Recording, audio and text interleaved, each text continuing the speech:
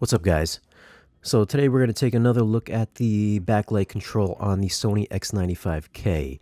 I've gotten a lot of requests on the last video that we did about how good or bad the blooming was. I thought that I had showed that it was pretty damn good, but here is a little clip of some fireworks.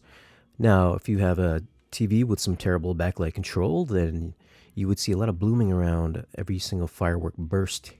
But here, I'm going to say this is what I'm seeing. This is as accurate as I can get it with the camera to where it looks like with my own eye, which is very minimal, and I mean very minimal blooming around these bright objects here. I've seen this demo on some LG mini LED TVs, and I've seen them fail miserably. But here, it's as close to OLED as you're going to get with very minimal blooming.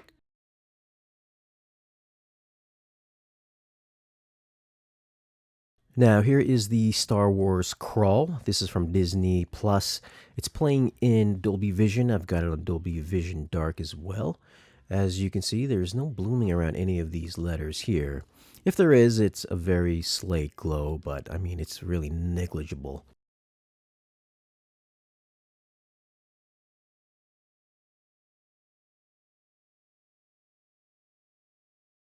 But let's go into the picture settings. You can see it's in Dolby Vision Dark.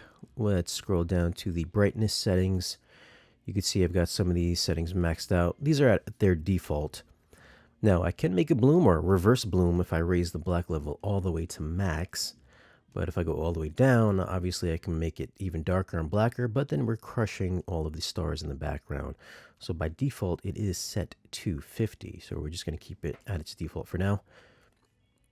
And for contrast enhancer, as you go up higher, everything does blow out. You can see the stars easier. The letters get a lot brighter. Although in this video they do look white. They're actually just a really bright yellow. But I typically keep this on off because it looks totally fine with it off. And sometimes the colors can shift, as you can see in this video. If you do keep it on high, and skin tones can get a little bit more washed out as well. So I think for the best production, best image quality, I would personally keep it on off. And as you can see, it looks totally fine with the Star Wars crawl. And here's a clip from the Batman. Now, in this scene here, you can see that the blooming is a little bit more excessive here. Obviously, around the lettering, since they're so close together and the letters are so big, there is a slight bluish glow here. So I picked this scene because it is so dark and the letters are so big, so that you'll be able to make out the bloom a little bit more easier. But it's not, it's not detrimental to the viewing. And here's the intro to the Pentaveret, which is a show on Netflix starring Mike Myers. As you can see here by the letters, there is very minimal blooming once again. I would say if you're looking at the letters and look at the opposite end of the screen, like the corner here, the blacks, it's a little bit lighter, not excessive, very slight. Nothing that makes me think that it's actually blooming. But as we go down, we can adjust the black level down. We can make it darker if we want to again. Obviously, that dims down the image, or we can go in reverse and make it bloom in reverse.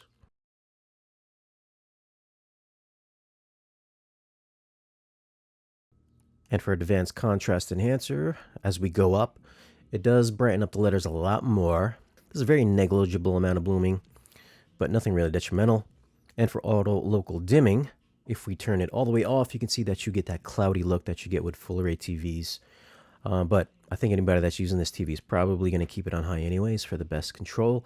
And as you can see, here for peak luminance, the only thing it really does is brighten or lower the overall brightness of the TV.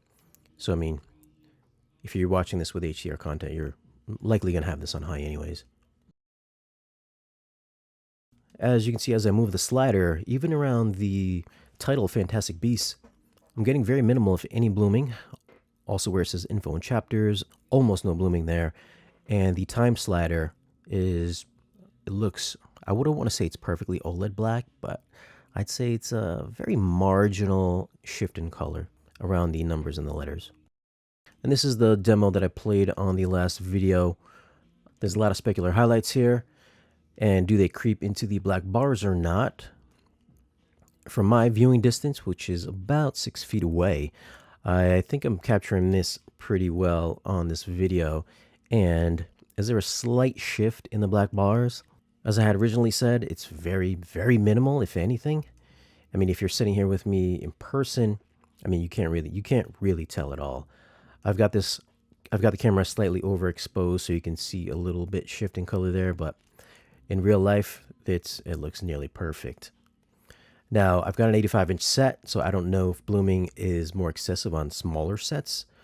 Now, I don't know if this is official or not, but the word is that the 65-inch set has 432 local dimming zones, the 75-inch has 600 zones, and the 85 apparently has 768 zones.